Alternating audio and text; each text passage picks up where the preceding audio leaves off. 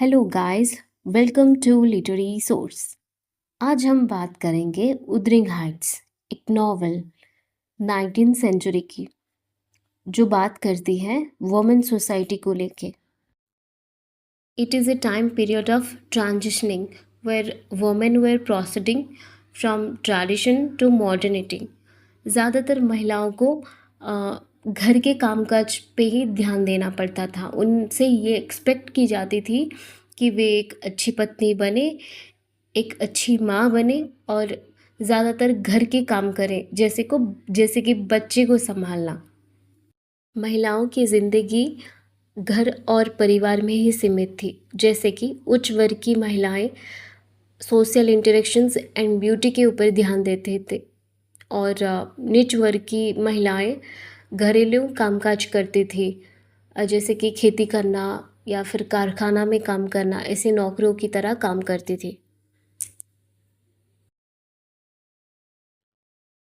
बात करें एमिली ब्रोंट की एजुकेशन की, तो Emily ब्रोंट was initially educated at home in Haworth, Yorkshire by her father Patrick Bront, a clergyman, and by her aunt Elizabeth Branwell.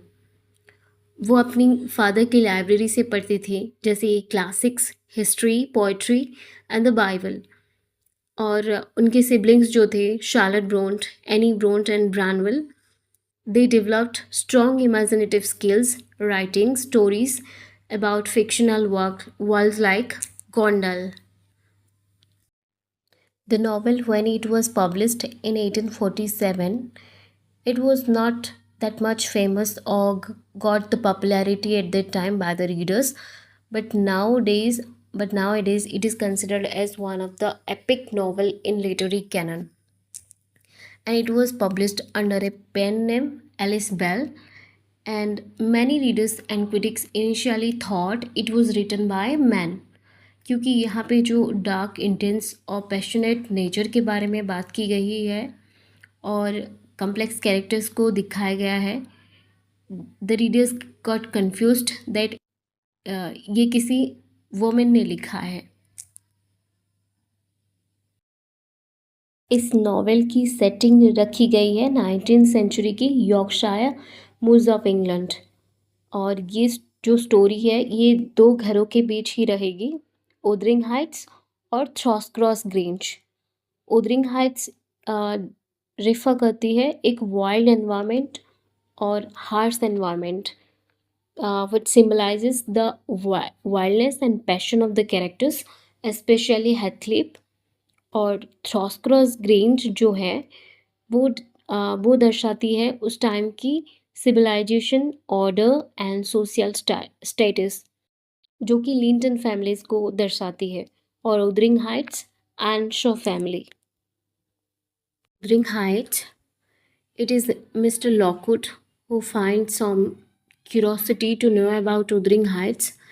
And about Mr. Lockwood, he is a new tenant at Throsscross Grange who asks Nellie Dean to tell the story of Wuthering Heights because he noticed जो अभी मालिक है Wuthering Heights की, whose behavior is very harsh. It is very rare to find a smile in his face. तो यहाँ पे Nelly Dean narrate the story of Wuthering Heights, क्योंकि वो विटनेस थी सारे ड्रामा की।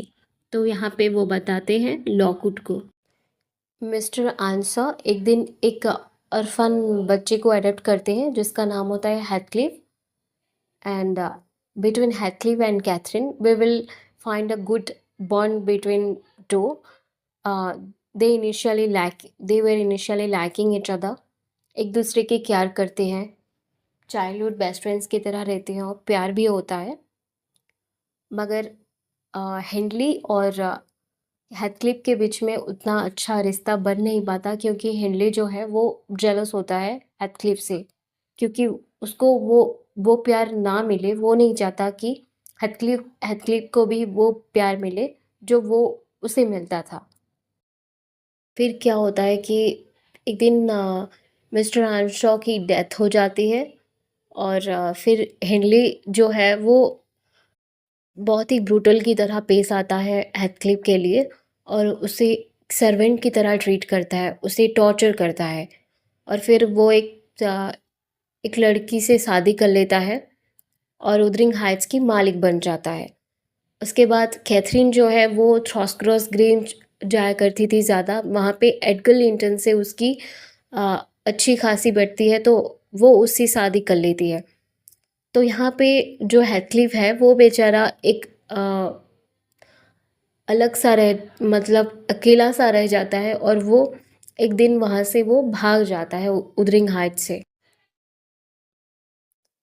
कैथरीन को लगता है कि वो अब कभी नहीं आएगा तो वो एडगर से शादी कर लेती है, चाहे वो पैसों के लिए ही करती हो मगर प्यार वो अभी भी हेथक्लिफ से ही करती है। तो एक दिन क्या होता है, हेथक्लिफ जो है वो फिर वापस आता है उदरिंग हाइट्स और अभी जो हेथक्लिफ आया है वो पहले की तरह नहीं है, वो अभी बहुत ही रिच बन के आया है और अभी बदला लेने के मूड में है। अब वो कैथरीन से वो पूरी बदला लेगा। वहाँ पे एडगर लिंटन की जो बहन होती है आइसाबेला, वो उससे शादी करती है कैथरीन को जेलस करने के लिए। कैथरीन बेचारी तो शादी कर लेती है एडगर से, अब करे तो करे क्या। मगर यहाँ पे जो है हेथक्लिफ को देख के उसका दिल थोड़ा पिघलने लगती है और वो छुप छुप के मिलने जाया करती है हेथक्लिफ से। और हेथक्लिफ और आइसाबेला की नज़दीकी को देख के उसे बहुत बुरा लगता है और वो धीरे धीरे बीमार पड़ती जाती है और एक दिन क्या होती है, वो उसकी डेथ हो जाती है, जो कि बहुत ही सैड है हेथक्लिफ के लिए भी। हेथक्लिफ भी उसकी जितना हो सके उसका ध्यान रखता है मगर इवेंचुअली सी डाइज। जब हेथक्लिफ की रिटर्न होती है उदरिंग हाइट्स को, तब हेनली की हालत कुछ ऐसी थी कि वो जुए की लत लग चुकी थी उसे, उसकी बीवी की मरने के बाद। तो उस पे बहुत सारा कर्ज था, उदरिंग हाइट्स को बेचने की कदर में था वो। तो यहाँ पे हेथक्लिफ आके उसे बचाया और सारे डेब्ट्स वो चुकाए, मगर वो हिंडले से वो सारे बदले लिए जो वो पहले सुलूक करता था हेथक्लिफ के साथ जब वो एक पुअर बच्चा था। अभी उसका भी एक बेटा है, किसका, हेनली का, उसका नाम है हेटन। बात करें हेथक्लिफ की, तो हेथक्लिफ ने जो शादी की थी रिवेंज के लिए आइसाबेला से, वो आइसाबेला से अच्छी तरह से पेश नहीं आता था।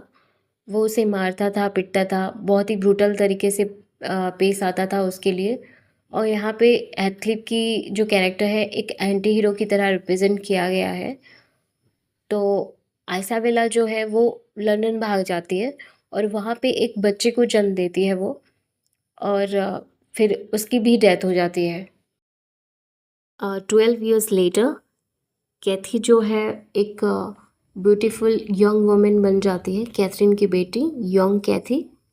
एंड हिनली का बेटा हेटन, उसकी और कैथ कैथी की अच्छी दोस्ती हो चुकी थी, मगर हेथक्लिफ नहीं चाहता था कि उनके बीच कुछ रिश्ता आए क्योंकि उसका जो बेटा था लिंटन, वो चाहता था कि लिंटन और कैथी एक दूसरे से शादी करें।